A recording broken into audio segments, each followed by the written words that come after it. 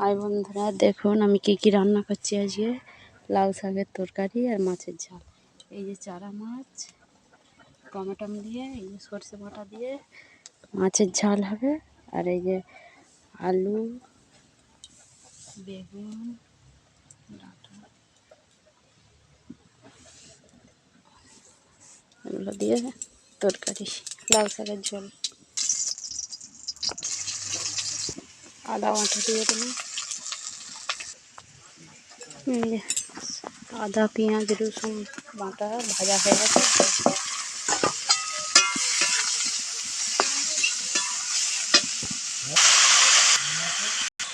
জিরে, লঙ্কা, হলুদ,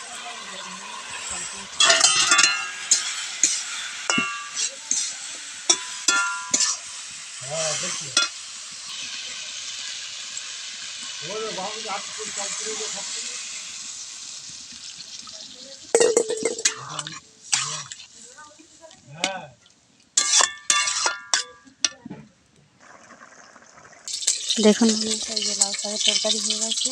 মাছের ঝাল হবে, টমেটো, পেঁয়াজ বাটা, সরষে,